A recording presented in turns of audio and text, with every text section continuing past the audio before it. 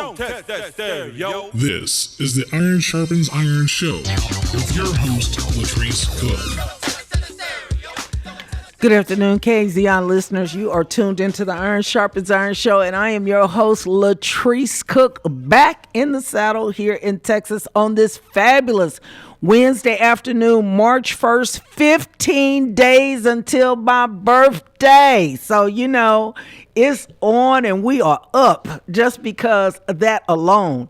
You know, this is a spectacular month as March has so much madness associated with it, you know, with the basketball, and it's the spring season and all this kind of stuff. So, you know, I am always excited to be here, to be able to speak to you, the listening audience, to talk to you about resources, people, persons, and things associated with the criminal justice system. And as you know, the Iron Sharpens Iron Show speaks to those persons that have previously been incarcerated and their families, the things that are provided in the communities possibly for them, the people that have been affected by it, and also those persons who have direct impact to feeding into the criminal justice system. And so that's what this show is about. And I am, you know, blessed to have someone every time I sit in the seat to talk to you all, the listening audience, about whatever our subject matter is going to be for the day. I want to give a couple of shout outs. We have been on the road for the last week in California to San Francisco, and then from there to Los Angeles, doing the work that Myles Center does. Actually had an opportunity to be out in San Francisco and visit with the people who are providing services for the homeless, Urban Alchemy and others that were in the area, who are, most of the people who provide those services are people who have previously been incarcerated on long-term life sentences, who are directors and all this kind of stuff. So I encourage you to please follow Myles Justice Center so that you will be able to keep up and actually view some of the interviews and stuff that were conducted while we were out in California. And shout out to the American Parole and Probation Association, APPA, which Myles has been a part of for at least 14 years.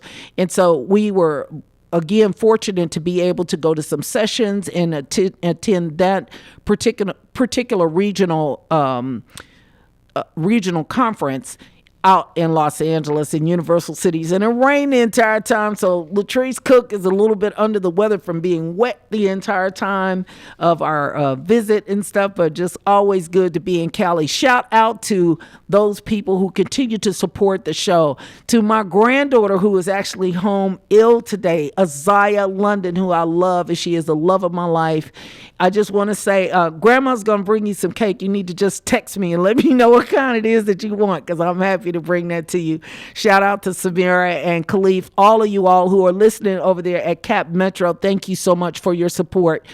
I want to just say before I introduce the guests, you know, I want to make sure that people understand, if you have ever been convicted, if you've been to prison, or if you are on, or if you've had probation, no matter whether you've been incarcerated or not, if you've been incarcerated and you are no longer on paper, that means you're not on parole or probation.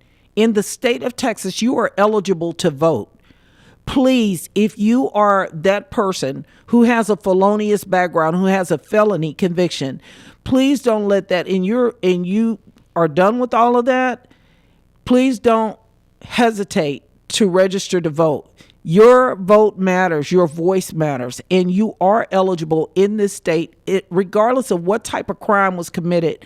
Once you're done, you are eligible to register to vote. So please do that. I just want to make sure, and if you need more information about that, you can always call us at our office, 512-473-2525, and we'll be more than happy to give you the information and get you registered to vote. 512-473-2525 is the number to Myles Center. Shout out to the KAZI volunteers, everybody who continues to give their time and their service to the radio station. And if you haven't reached out and given a contribution to KAZI, KAZI, do that today.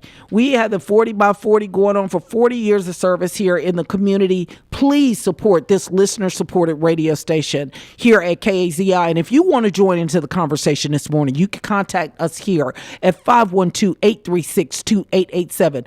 512-836-2887. Myles Martin, also known as Fro, the poet, is a former inmate and current activist for criminal justice who uses his poetic gifts to give a voice to those who are unable to speak for themselves. He is from Macomb, Mississippi, where he was raised by his mom and dad. His mom is a hardworking, tough-loving woman, and his dad is someone who believes in working 4 jobs at a time. Myles is also a bartender and an up-and-coming comic designer. His reality to create an American anime. How do you say that? Anime. Okay. He has 4 brothers and 2 sisters and is a middle child. He also writes poetry, but his biggest passion is art and creating. Welcome this afternoon, Myles Martin. Oh, it's a pleasure to be here. So first of all, let me just, I'm going to jump into this, but for those of you all who cannot see, I'm always excited when there's handsome young men and older men and stuff like this. You know, I'm always excited to see people looking their best. And every time I see you, Myles, it has been in a forum or at an event where you're actually doing some of your poetry, and you always present yourself so well, and he is definitely easy on the eye. So I just wanted to say that to encourage you this morning or this afternoon. Just a little brief spill about who is Myles Martin. I mean, pretty much got it in the intro. I mean, like you said, I was formerly incarcerated in Hayes County, but I don't feel like that's the definition of me. I am a poet. I have a talent for poetry, but I have a love for drawing and creating. Any shape, form of creation that's like my goal. I just want to make stuff that people love. I want to share my mind with the world. Right now, my current goal is to show the world that just because you've been incarcerated, it doesn't mean you're guilty. But at the same time, people that get called inmates and convicts, they're still people. A lot of times we forget that they actually have minds. You know, so Myles, just because you are the listening audience doesn't really know who you are from the perspective of being formerly incarcerated. And like you said, that's not the defining thing, but that's definitely how I came to know you, is from your advocacy and activism that was happening at a time in Hayes County. But what is your story? How did you end up getting in custody and, of course, getting out? Well, I got arrested in 2019 for burglary of habitation that I had literally nothing to do with. I didn't commit this crime at all. I know everybody says that, but when I got arrested, I thought, I'm finna go home like 2 weeks from now. You know, they gonna figure this out. I'm finna go home. And that 2 weeks turned into 3 months, and I was like, okay, I finally got a court date. Okay, that 3 months turned into like 6 months. Okay, I finally have a visit with my lawyer, and my lawyer was like, hey man, you should just sign for 12 years. I'm like, what? I didn't know. I'm not doing that.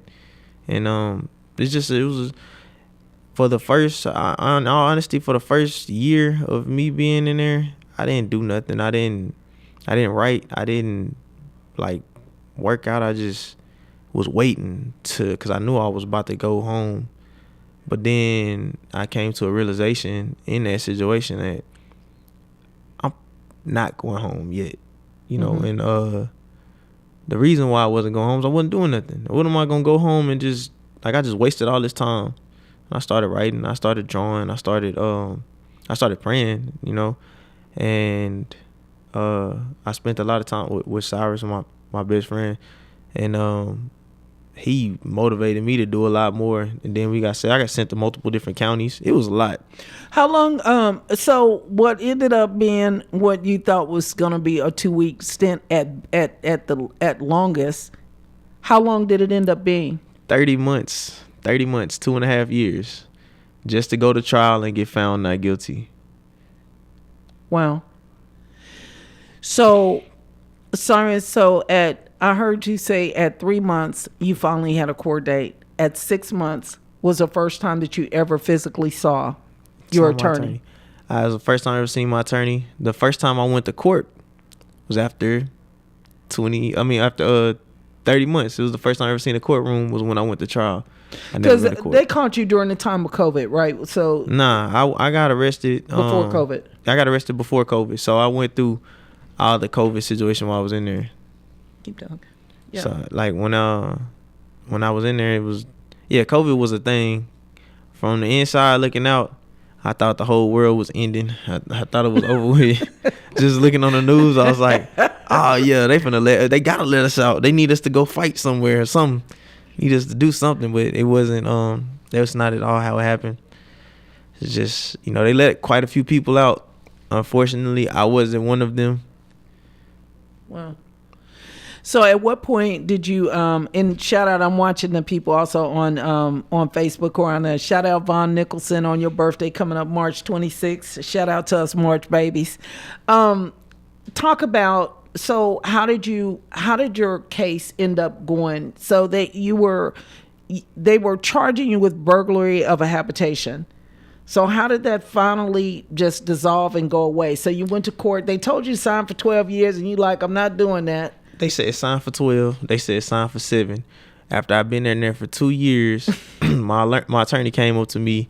He came to visit me. He had not looked into my case. So in October 2021, he came to me and said, well, the DA is willing to offer you 2 years. Would you be willing to sign for 2? That's time served. You'll go home right now. I said, no, I'm not finna sign for anything. The first time you seen me, I said, I didn't do this, and I love it. Mm-hmm. That's how it went. The case didn't dissolve. It literally went to trial. The quote unquote victim in my case, according to her, I don't know how true it is, but according to her, she said that they was telling her if she doesn't go through with this, they were gonna charge her. So if you don't show up to the trial, or whatever, then you could be facing some charges. And she had a daughter and everything. She wasn't. So it was just, the case went all the way to trial.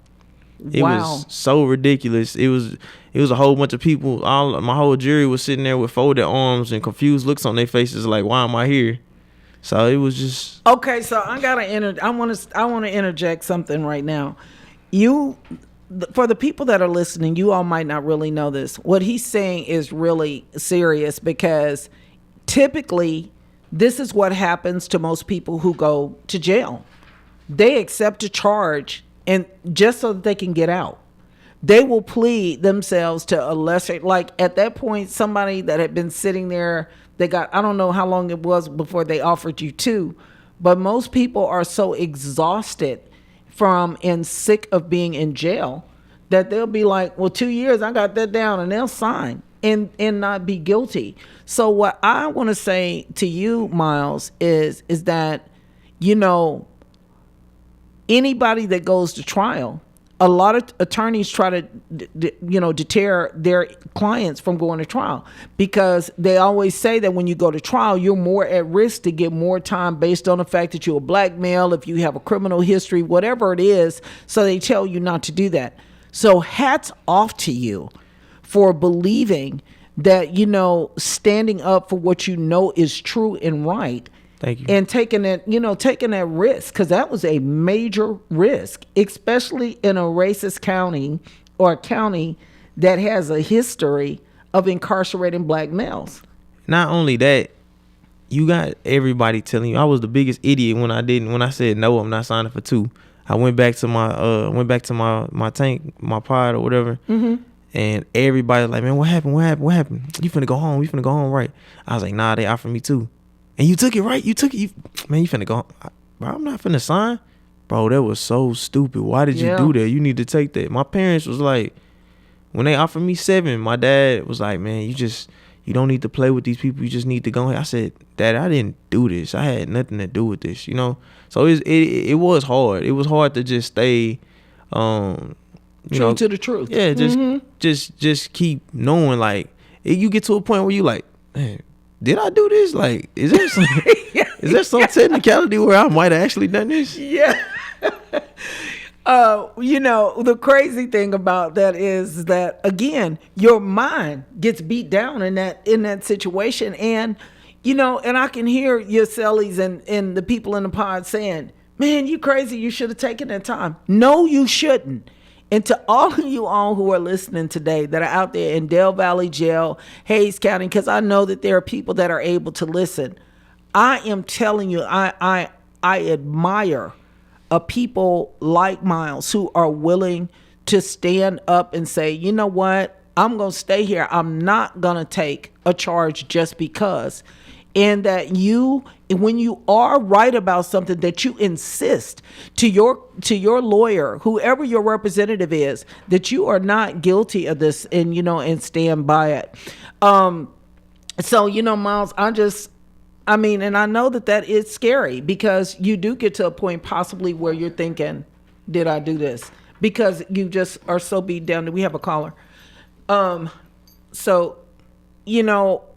I just have to say again, I just admire that. I think we have a caller. Caller, you are on the Iron Sharpens Iron show. Uh-oh, we lost him. We'll get back. 512-836-2887. Yeah, so that is just, that is monumental. I think, okay, so now the caller's on. Caller, you're on the Iron Sharpens Iron show. Hello? Yeah, we can hear you. Go ahead. How y'all doing today? I'm just calling in to commend this young man for what he did. Thank you. Yeah, and the other thing I'll have to say, let me change the way I'm speaking.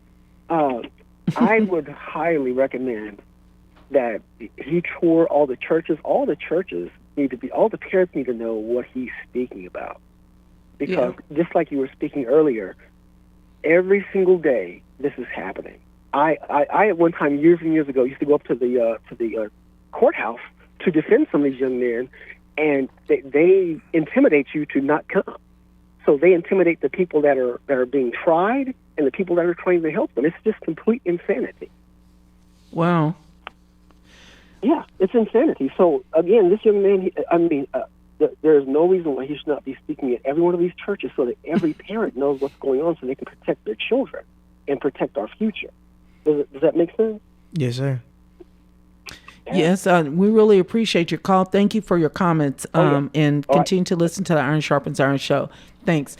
512-836-2887. I know we have to go to a break, but Myles, you see, people really don't do what you did. This is what you need to know. It's very rare that people do what you did, because many times most people are so anxious to get out that they'll be like a plea, and they'll tell you, oh, well, we're going to drop it from a felony to a misdemeanor, You got to go to trial. You got to go to trial, not just for yourself, but I have friends who are in there and work in there that are fighting major charges. They fighting for their life, literally. I probably would have had to do at worst probably 5 more years or something. They're fighting for their life. And if I was to sign for anything, then that's just going to give the DA's office more momentum to try and go after these other people. So they wasted money on me to go to trial. That's money that they lost to take somebody else to trial that should be at home. So you have to go, not just for yourself, but for everybody else. And shout out to those guys that you're talking about, some of the people that and we're gonna address some of those things that you're aware of persons who are still currently in Hayes County for an inordinate amount of time waiting just to be even seen. So I know we have to go to break. So if you don't touch that radio, don't touch that dial. You're tuned into the Iron Sharpens Iron show, and I'm your host, Latrice Cook, in the studio this afternoon with Myles Martin. 512-836-2887 is the number for you to call in, and we'll be right back to you.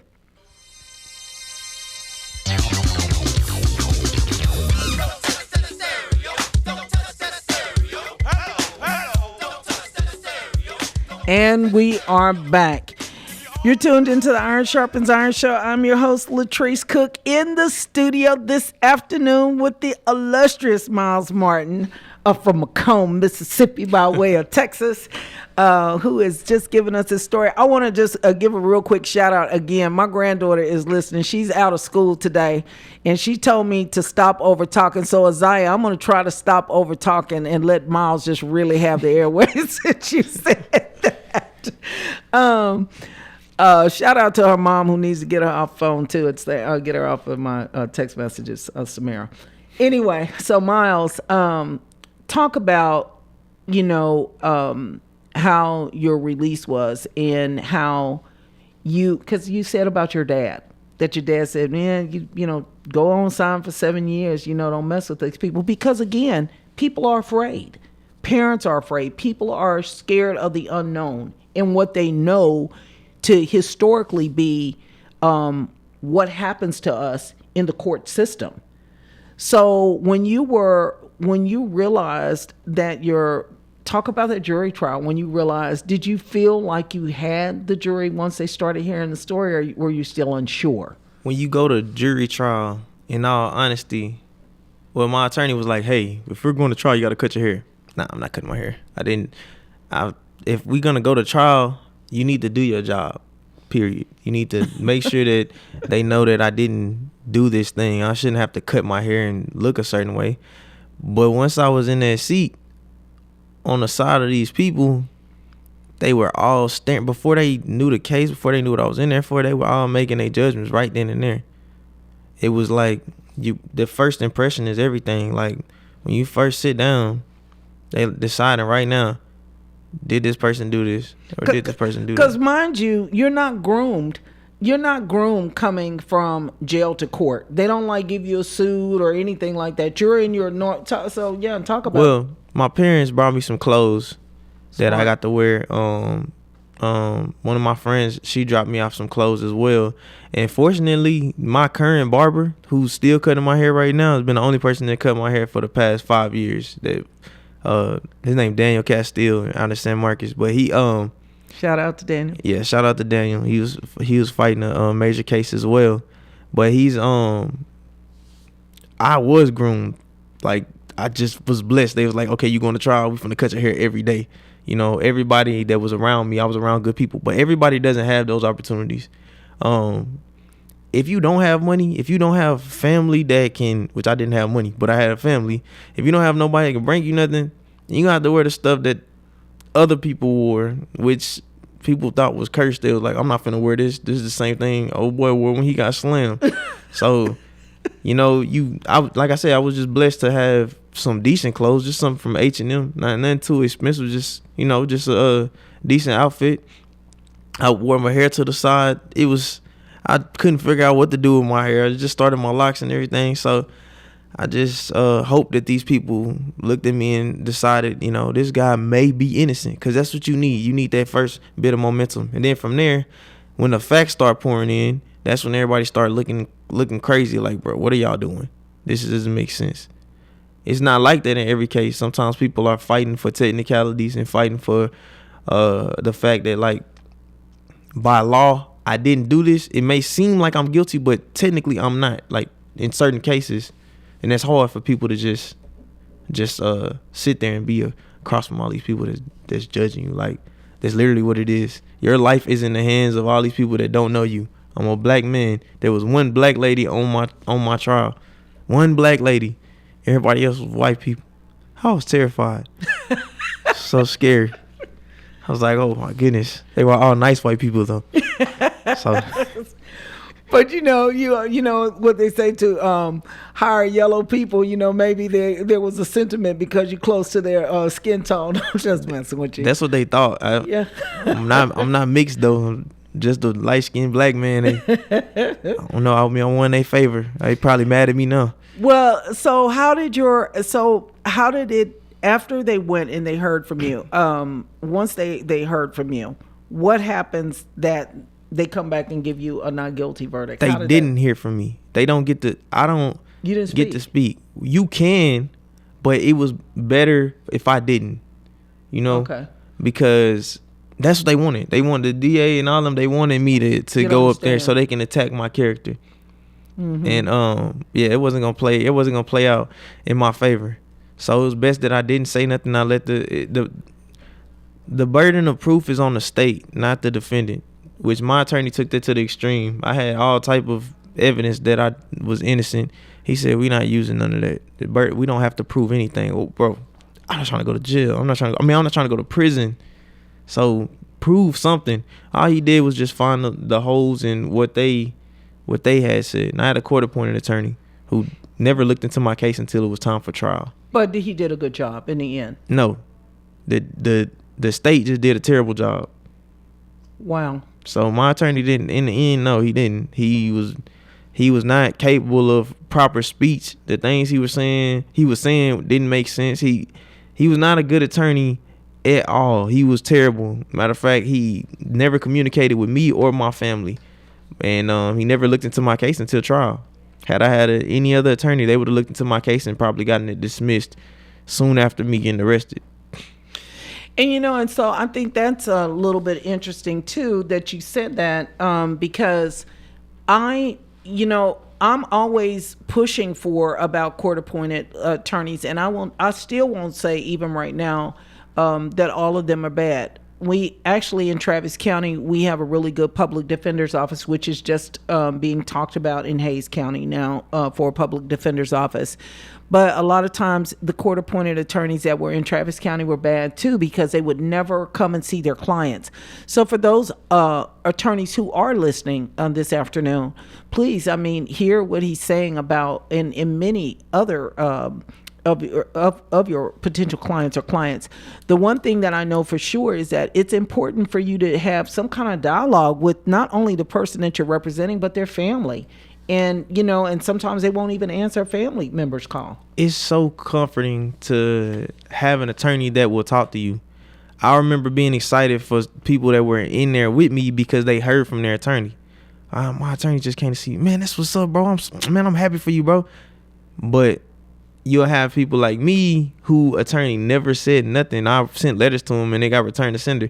You got more hope when you just know that you know what I'm saying? You feel like, bro, if you can communicate. I told him when he visit, I said, if you just communicate with me, I'll feel better about this. That's all I need. Please just communicate so I won't just be out here in the dark scared. Well, we'll shift just a little bit. You're a poet, and I've heard you many times. And so while we've been doing this interview, I just wanted to make sure that you had something that had no expletives, because I don't know how good RJ is with hitting the button. It got 512-836-2887 if you want to join into this conversation with Myles Martin. I want you to give us something. Give us a little bit. I got some short. A lot of my poems are not radio appropriate. But it's called Temporary Things. We hope it ends happily ever after like tales of fairies. So we hold on to forever what's temporary. My vision blurry. I'm a visionary, but I didn't see none of 2020. Instead, I asked questions of commitment. Are you with me or against me? If you with me, stay with me and be with me to the end. And if it ends, don't pretend like we never let it begin. We go from being on the fences to being offensive or acting defenseless and playing the victim or saying we did it just to get it over with and finished. Our differences make us strong, but not strong enough to hold on. We holding on to forever because we ain't think it'll be so long. And then it's so long and we both going our separate ways. You saying I'm wrong, but I think you wrong. But we both wrong for holding on to temporary things. Wow. Temporary things. Yes, temporary things. Myles Martin, when did you get into poetry? I got into poetry while I was in jail in my last year. It's crazy. Never before? No, never did poetry before. But it's crazy because when I was incarcerated, I called my stepmom and I'm like, man, y'all got to get me out of here. This lawyer ain't doing nothing. This was like right after that 2-year mark, or like right before that 2-year mark. She said, well, can't nobody get you out. You got to get yourself out. She said you got to get your spirit right. I got mad. I remember getting so mad. I was so furious. Like, bro, like I feel like I got the resources to bond me out. Like, just do something. Like, y'all not doing nothing. But I actually did listen to what she said. I started working out. I started writing. That's how I started doing poetry. I started praying every day. You know what I'm saying? Then I started fasting. And it happened like in a matter of months. Like stuff started happening. I kept a positive attitude and just stopped waiting for somebody to do something for me and just accepted that, you know, if it happened, if it happened, it happened. I kept living with this mentality of wherever I'm at, that's where the Most High want me to be at that time. Yep. And then I was at home, like literally just like that. And then I did poetry. I did an open mic on the 20th of May. I got out April 1st. I did an open mic for the first time. I went on stage on May 20th. I did 2 more open mics at the same place. I got asked to be a feature. And ever since I did that feature, it's been, hey, can we book you for this event? Can we? That was I did that feature in like July. It's like, can we book you from here? Can you do an event here? I did an event in Mississippi, Oklahoma, Wow.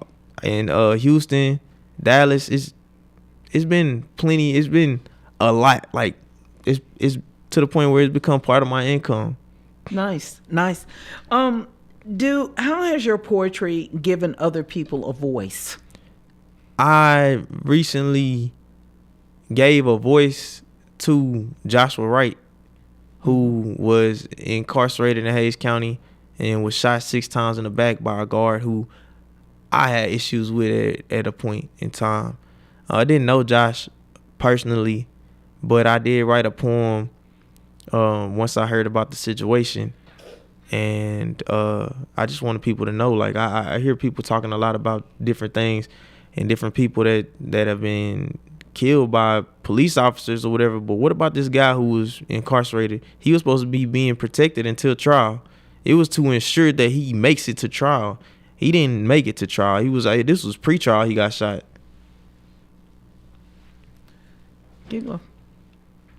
You know, a lot of people don't know, aren't really familiar with the Joshua Wright story per se, but we did have some dialogue on the show about Joshua Wright, which I've been to several of the rallies and stuff for him, and he actually was a inmate who was being transported to the hospital, got to the hospital, and the actual guard who Myles and Cyrus were familiar with actually shot him 6 times in the waiting room, a waiting area somewhere in the hospital. And I think, you know, that's just traumatizing just to even talk about, much less for the people who are sitting there and this family. We do have a caller. Caller, thank you for calling the Iron Sharpens Iron show. Can you see my number? We can't see your number. Okay, I wanted you to get it. I'm on the air? You are on the air. So if you say your number, everybody in America is going to be able to hear it.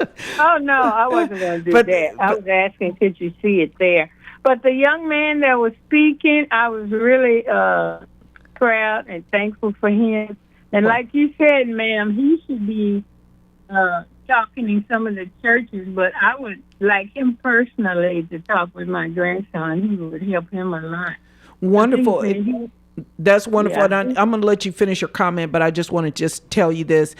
When you get through making your comment, I will put you on hold, and so we can pick your phone number up, or if you'll call right at 1:00 when we get off, we'll get your number and stuff and pass it on to Myles. Okay, thank you very much. Well, my comment is my grandson has gone through some of what this young man was saying. He doesn't really understand all that stuff, but thankfully he got out on bond or bail or whatever. Somebody put up some money for him. And they gave him such a high amount to pay weekly and to call him. And at first they said he might be a runaway, whatever they call it. But he said, "What? How can I escape? And I have a family here in the city that I live in." So anyway, he would really help my grandson, what he's going through now with the courts. It is so unfair to our young men, and I'm used to it. I have a son too. Mm-hmm. So you say hang up and call at 1:00? Yes, or if you, I don't know how this system works. So if you hang up and call back right at 1, we'll definitely get your information and have Myles get in touch with you. And thank you again for listening to the Iron Sharpens Iron show. Thank you for your phone call. Thank you, ma'am. Uh-huh. It's really profitable to our black young men. Thank and you. I hope he will continue. Thank Yes, you, ma'am. ma'am. Yeah, thank you so much. 512-836-2887. Myles, as you hear different people calling and saying different things to you about, I think what I see is that people are actually, proud to be able to say that you did something that is unique and different, because you did something that a lot of people don't do because they are ready to get out. But speaking, just rolling back to the fact of also your gift that probably have been lying dormant in you. The poetic part of it was actually raised up and blessed from this, unfortunate circumstance. And that's the main reason why I use my poetry mainly to give a voice to people who feel like they don't have a voice. Because there has been points where I don't feel like I'm actually able to speak. I've been in that position to where I just need you to hear what I'm saying. If you heard what I was saying, you would have a little bit of understanding, and I probably wouldn't be in this situation. So that's what I mainly use my poetry to do.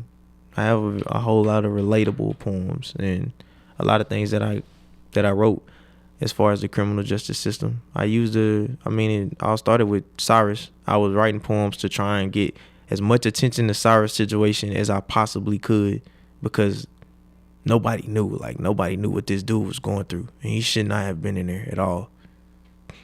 And that's interesting because, of course, we were all supposed to be at a thing for Cyrus this morning as with his case. And Cyrus Gray has actually been on the show before, and he's one of your best friends, as you stated earlier on.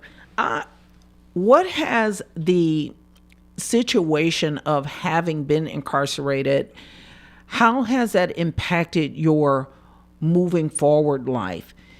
People get incarcerated and luckily you were just in jail or county jail. And I say that luckily and lightly because I don't want people to think that I'm making that not be real jail or whatever.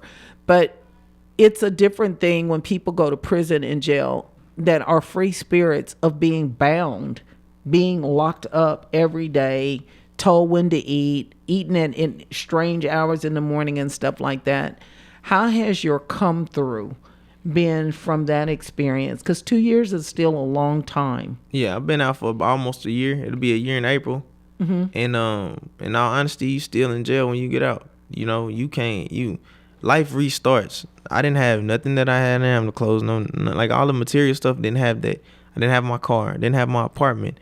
I was technically homeless, but fortunately, I had my little brother had just bought a house, and I could stay with. He had a room for me, and everything. Wow. The situation is, whether you get convicted or just charged, the only thing these people care about is a charge. So I was overqualified for all the jobs I had since I've been out. Before getting arrested, I was working at eBay in the office, at my own office and everything. So now it's like I had to make the best out of what I did know how to do. So I went into the service industry. A week after me serving, I forced my way into the bar. I got fired from that job, but because I didn't fit what they said. They literally told me this. They said I don't fit what they want their bartenders to look like. So I was like, okay, and I was like, Wow. Can you tell me what I did wrong? There was nothing they could tell me that I did wrong. Fortunately, these jobs don't do background checks, so it had nothing to do with my background. They just didn't think. I guess they didn't want a black dude in the bar. Whatever, cool. So I took that experience that I learned from there. 1 week of being in the bar, I took that experience and I've been bartending ever since. That was in July last year, and most of my income is from bartending, and I'm actually gonna be bartending at this club called EXO a nightclub in EXO. I got a job there recently, which is a big thing because I just been doing restaurant bartending. So, but the point I'm trying to make is it's hard to get back into that life that you already knew because now you have limitations.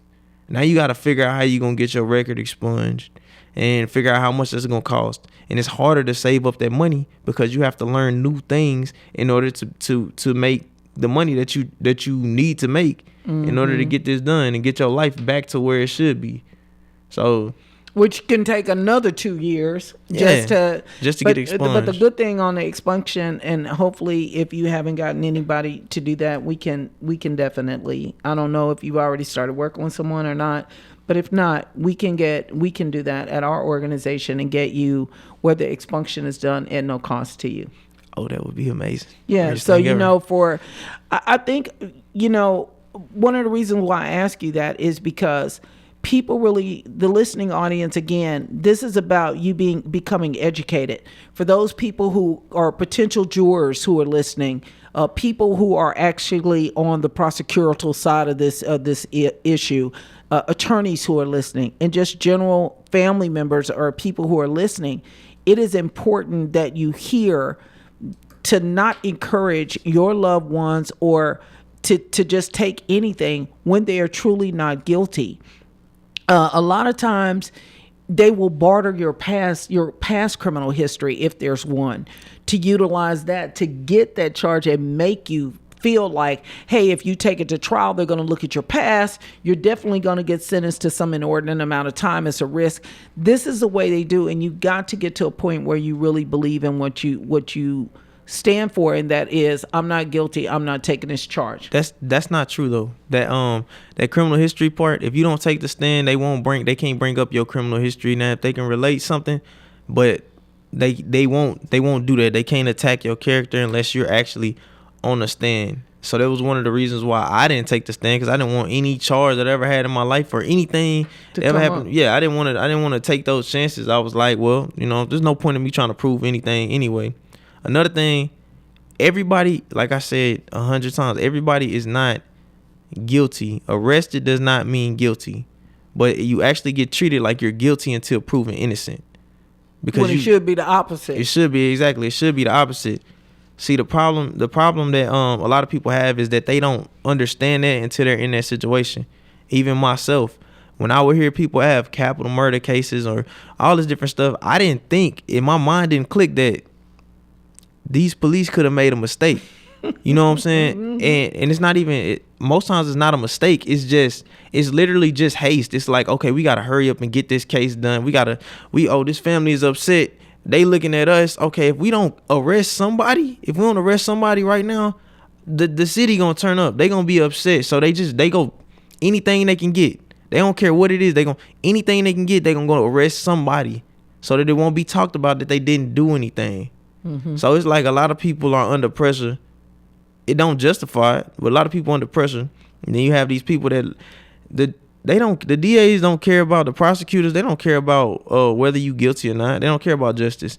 All they care about is can we get a jury to believe this dude is guilty?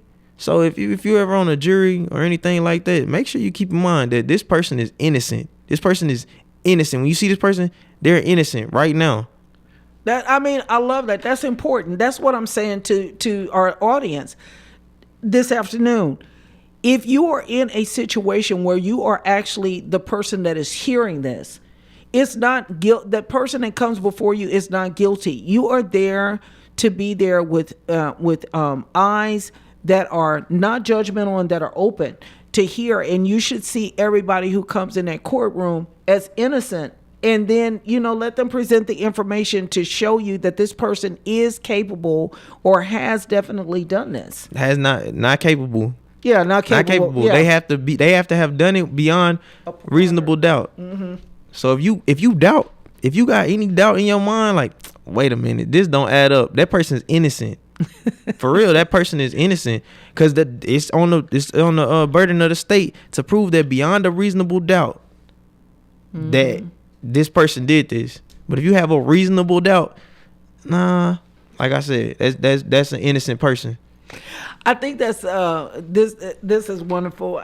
You talked about your poetry giving people another voice, your experience in poetry actually helping you during your incarceration.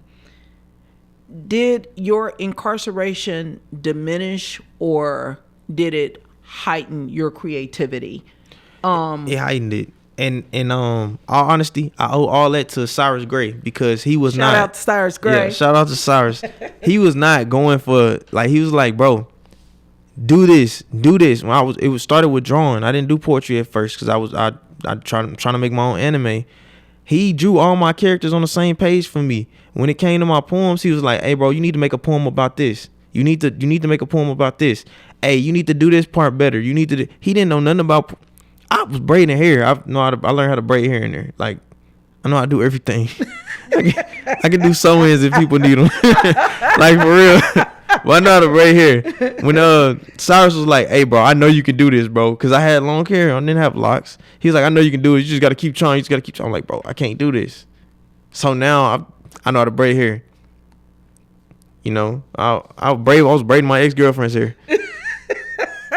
For real, styling it. I'm tickled about it because I know you're serious. Yeah, I'm serious. My son, I know that this is possible.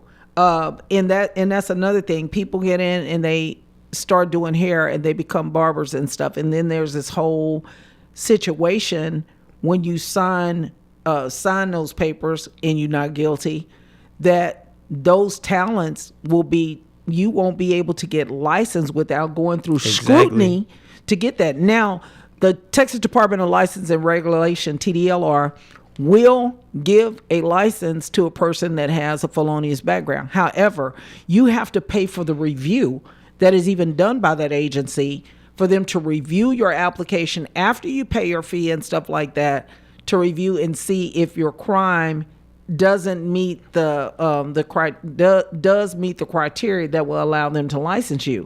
So once again, being incarcerated and taking that felony or that misdemeanor, those things are really serious and they can really adversely affect things that you have even learned in there, like barbering or being a hairstylist or whatever. So, yeah. Mm-hmm. Do you have you said you had a poem that you did for Joshua Wright, and and I love your poetry. Do you have anything else as we're winding down that you want to throw out there, or you can think about? Like a poem? Yes. I don't know off the top of my head. What is and I also want to know what it's saying that you have anime. Please, just for us, for people that are challenged with these new words. What is an anime? Anime is like Dragon Ball Z, Naruto. Everybody that's listening, they probably know. Okay. Unless you old, they will get. They probably know. So you're trying to have your own. I do. Yeah, I'm working on that. I've been working on it since I was 2 years old. I just really put more work into it when I was incarcerated, and it's in the works. I'm using poetry right now as a stepping stone, but I write poems often. I wrote I wrote a poem just this morning, actually. Okay. That I did. You got 1 minute to shoot it. Okay. I'm on my knees praying, saying, Father, let me create something today, anything, because if I don't, the whole day was wasted, like I was playing GTA. Please don't let me be a statistic, just another black person who didn't strive to be different, just another black man who only reaches heights when he's getting lifted. Please don't let me become materialistic. I know I'm saying this with J's on, but let me make it. Matter of fact, let me make it. Let me dabble in new forms of creation. He answered my prayers, but in a way that wasn't expected. He sent me a clothing designer that I met when I got arrested. So me being me, I hopped back on my knees and said, Father, please let me create something today. I said, I'm a creative, and though I may live on this earth, with your permission, I love to create here. Just anything. Scratching my head as I think a little harder, noticing my new growth, and said, allow me to cut hair, Father. Creating designs not to be compared to any other. Before I could finish, he sent me a barber. I got back on my knees and prayed, Father, please allow me to create something today, because I haven't drawn in a while, and honestly, I'm tired of poetry, hoping I can dabble in something new. Father, allow me to tell a joke or two. If it is your blessing, I'll be receiving it. Before I knew it, he sent me a comedian. So I hit my knees again and said, thank you, Father, but my gifts haven't expanded. I'm not taking what you gave me for granted. I just don't fully understand it. Should I learn from them? And then he said, you created connections. You created a team with the means to succeed because you believed in them just as you believe in me. Sometimes you couldn't see me, but you still got on your knees. Sometimes these men seemed hopeless to others, but that hopelessness was what you refused to see. Wow. I'm sorry. I just wrote that. So that was good. That's good. You know, you don't ever think about how the things that you say or that you think and putting it in that type of, capturing it like that is impactful. The words that you say, and that they'll be a help to many others. I hope this show today has not only helped you, the listening audience, but has helped Myles, because each time you get an opportunity to get on the mic and say and talk about your experience and how you are today, it will be a help to someone else, like the lady who called, who wants you to talk with her son or her grandson. There is light to many from people like yourself, Myles, and I just want to thank you for sharing your time and your experience this afternoon with Iron Sharpens Iron. Thank you again. I appreciate it. Do you have any shout outs you need to give to anybody who's listening? I definitely need to shout out Cyrus, even though he may not be listening. Hopefully he is. Shout out Daniel Castile, who is my barber, and Yes. Anthony Riojas, who is the comedian, these people I was talking about in my poem. Wow. And I want to just thank you all again for tuning in to the Iron Sharpens Iron show. We will be back next Wednesday, the same time, same place at 12 o'clock noon. And we will have another guest and again talk about this very issue. Thanks to all of those persons who continue to support our show and the organization. Myles Center, 512-473-2525. If we can be of help, if you have questions about expunction, you can definitely call us and we can connect you to the entity that will be actually doing that process. We're just appreciative for the time that we have here all the time with you, KAZI listeners. Please support the work of the station by giving your tax-deductible donation today to KAZI 88.7 FM. And I will leave you with this. It is 15 days until my birthday. And so you are all welcome to send whatever gifts to the radio station on behalf of my birthday, and send your $40, which is what we're asking, 40 by 40, to KAZI. And do it today. Do it today. I appreciate you listening because, as you know, your success is important to us.